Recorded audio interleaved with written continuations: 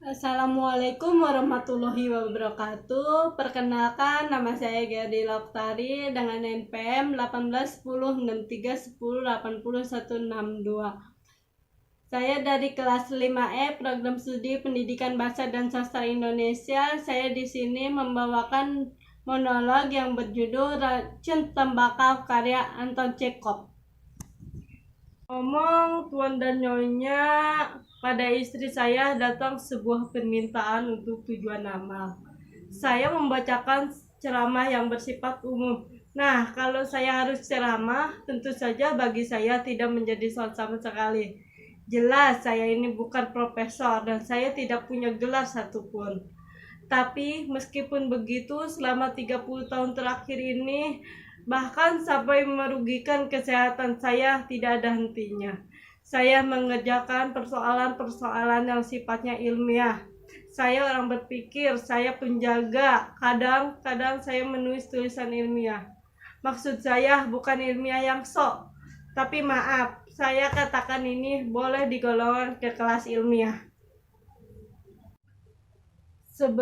Sebelumnya kemarin saya menulis artikel panjang yang berjudul Bahaya dari Jenis-jenis Serangga Tertentu. Anak perempuan saya menyukainya, terutama bagian-bagian yang mengenai kutu-kutu tembok. Tapi setelah dibaca kembali, saya robek lagi. Sudah tentu berapa pandainya orang menulis. Obat anti kutu memang harus dibeli. Sampai-sampai saya punya piano, di dalamnya digigitin kutu. Untuk ceramah hari ini, saya mengambil pokok masalah yaitu bahaya yang disebabkan oleh perilaku manusia, yakni menghisap tembakau. Saya sendiri merokok, tapi istri saya menyuruh saya ceramah tentang bahaya tembakau hari ini. Dan karena itu tak ada jalan lain baik tentang bahaya tembakau. Tembakau adalah bagi saya tidak jadi soal apapun. Sama sekali bagi hadirin, saya anjurkan untuk sebisa mungkin menanggapi ceramah ini dengan segala kesungguhan demi mencegah terjadinya sesuatu yang tidak terduga. Namun siapa yang takut ceramah ini adalah terlampau tentang ilmiah. Yang tidak suka macam begini, mereka tidak ikut mendengarkan. Dan saya tidak keberatan kalau mereka mau pulang saja. Saya terutama meminta perhatian dari para anggota lingkungan, kedokteran yang hadir di sini, agar mereka bisa memperoleh keterangan yang berguna dari ceramah ini. Berhubungan tembakau selain punya akibat buruk juga digunakan dalam dunia kedokteran. Begini misalnya, kalau saya memasukkan seekor lalat ke dalam botol berisi tembakau, binatang itu kemungkinan besar mati karena sarafnya terganggu. Tembakau kita kenal sebagai tumbuh-tumbuhan. Biasanya kalau saya ceramah, kata-kata saya selalu kedipan yang hadirin tidak perlu risaukan itu. Lantaran saya orang yang sangat gugup pada umumnya, dan kekedipan mata ini sudah mulai sejak lama, sejak 1989. Kalau mau tahu, tepatnya tanggal 13 September. Dan hari ini saya melahirkan dan kedipan mata ini sejak lama, sejak 1989. Kalau mau tepatnya tanggal 13 September. Di hari ini saya dan anak perempuan kami keempat namanya Barbara, anak perempuan saya sendiri lahir pada tanggal 13. Tapi karena sempitnya waktu, sebaiknya jangan menyimpan dari pokok permasalahan. Oh ya, sebelum lupa saya bisa ceritakan bahwa istri saya sekolah musik dan membuka indektor partikelir. Maksud saya bukan indek kos biasa, tapi ya begitulah antara kami istri yang paling suka ngomel tentang kerusuhan zaman. Padahal dia punya simpanan 40 sampai 50 ribu rubel di suatu tempat tersembunyi. Sedang saya ini tidak dikaruniai sesen pun, tapi ya buat apa ngotot tentang yang begituan. Saya turut mengatur indeks kos. Dengan menjaga urusan rumah tangga, saya yang belanja persediaan makanan, saya mengawasi para pembantu, saya membasmi kutu-kutu, saya ajak jalan-jalan anjing kesayangan istri saya nangkap tikus. Malam kemarin saya membeli tepung terigu dan mentega untuk koki. Berhubungan hari ini kami bikin kue dadar gulung. Singkatnya, hari ini setelah dadar gulungnya jadi, istri saya masuk ke dapur untuk menyampaikan bahwa 3 dari murid-muridnya tidak dapat makan dadar gulung karena sakit gendeng. Jadi kebetulan saya ada dadar gulung yang tersisa. Lantas mau diapakan istri saya? Tadinya suruh simpan di almari, kemudian dia berpikir. Setelah dipertimbangkan, dia berkata, sudah makan saja dadar gulung itu, begong. Kalau sedang marah, dia selalu menyebut saya demikian, begong, cacing, setan, alas. Orang macam saya begini masa setan? Dia sering marah-marah begitu. Lalu dadar gulung itu tidak saya kunyah perlahan-lahan. Malahan dadar gulung itu saya telan bulat-bulat karena saya selalu kelaparan. Kemarin saya tidak dikasih makan dan tidak ada gulungan kalau istri saya. Tapi saya sudah ngelantun lagi, sudah menyimpan pokoknya. Mari kita lanjutkan. Meskipun tentu saja hadirin lebih senang mendengarkan roman atau simfoni atau sebuah nyanyian dalam api perjuangan, kita tidak gentar. Saya kurang ingat dari opera mana lagu itu.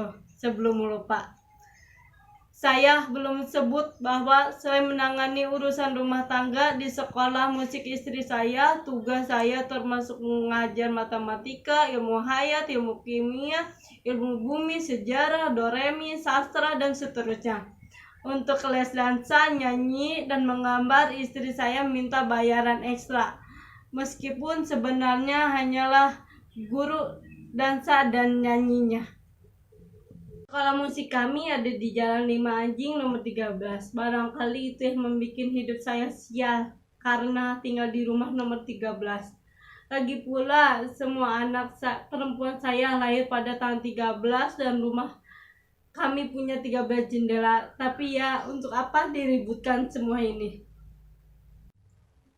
Istri saya selalu di rumah, setiap waktu bisa terima kunjungan pembicaraan dan prospektus sekolah bisa dapat dari portir. 3 ketipan satunya, dan kalau perlu bisa dapat saya juga. 3 ketip sehelai, siapa yang mau? Tidak ada yang mau. Sudahlah 2 ketip, sayang sekali. Nomor rumah kami Jalan Anjing nomor 13. Saya memang gagal dalam segala hal. Saya sudah tua dan lagi bodoh. Sekarang saya sedang ceramah dan kelihatannya riang saja. Tapi sungguhnya saya ingin berteriak setinggi langit atau ke ujung dunia. Dan kepada siapa saya bisa mengadu? Saya malah ingin menangis ketika mungkin bisa hilang. Dan kau kan punya anak perempuan, itu apa? Ya, tapi anak perempuan itu apa? Saya ngobrol dengan mereka. Anak mereka cekikikan mulu. Istri saya punya 7 anak perempuan. Bukan, maaf kalau tidak salah 6. Ya tentu saja 6. Yang sulung umurnya 27 tahun dan yang bungsu umurnya 17 tahun, tuan-tuan. Aku sengsara, aku sudah jadi dungu, tidak berhenti. Tapi tetap di depan istri berdiri seorang ayah paling bahagia. Bagaimanapun begitulah mestinya, dan tidak ada yang berani mengatakan bahwa tidak begitu. Tapi kalau kalian tahu, aku sudah bersama biniku selama 33 tahun, dan aku saja katakan bahwa itu tahun-tahun yang paling subur. Maksudku bukan terbaik, tapi secara umumlah telah lalu semua dalam satu kata, seperti 1 detik kebahagiaan, tapi terus terang persetan segalanya. Aku kira dia belum datang, bibiku belum di sini. Jadi aku bisa bicara sesukaku. Aku sangat penakut. Aku takut kalau dia pandang aku. Nah, seperti sudah aku katakan, anak perempuanku belum pada kawin. Mungkin besar karena mereka pemalu dan juga karena jejaka-jejaka tidak diberi kemampuan melihat mereka. Biniku paling tidak suka bikin pesta. Dia tidak pernah undang siapapun makan. Dia kelewatan judes, adatnya jelek, perempuan tukang cekcok sehingga tidak ada yang mau bertemu. Tapi ini aku masih tahu karena aku percaya pada saudara-saudaraku. Pada hari raya petang, anak perempuan biniku bisa dijumpai di rumah bibi mereka. Natalia Semrijopa itu nyonya yang menderita sakit rematik dan selalu memakai gaun kuning odong-odong warna hitam seperti itu. Nah, makanannya betul-betul enak dan kalau kebetulan biniku tidak ikut, kita bisa maklum, aku bisa saja mabok dari satu gelas anggur. Dan di saat demikian aku mampu merasakan bahagia sekaligus sedih yang tidak bisa digambarkan kepada hadirin.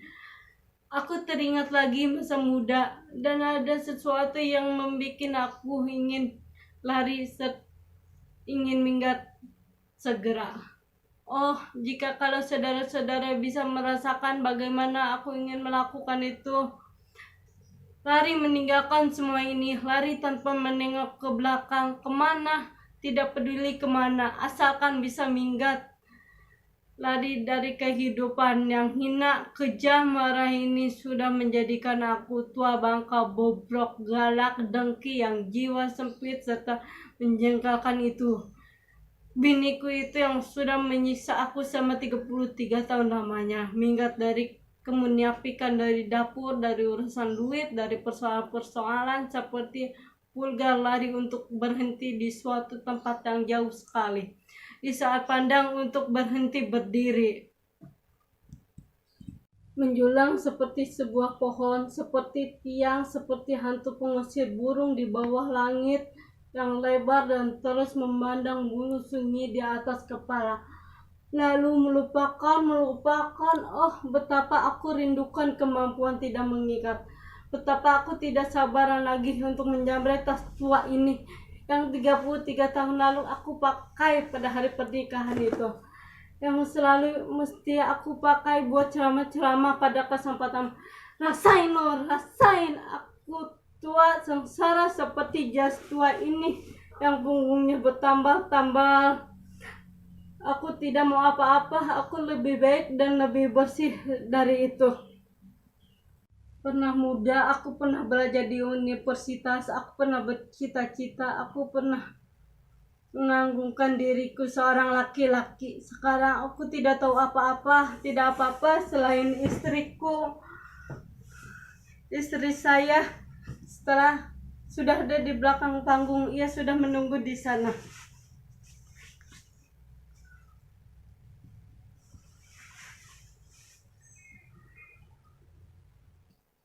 Waktunya sudah habis. Kalau ditanya istri saya mohon dengan sangat jawablah pemberian ceramahnya bahwa Begong maksudnya saya sendiri telah melakukan tugasnya dengan sopan.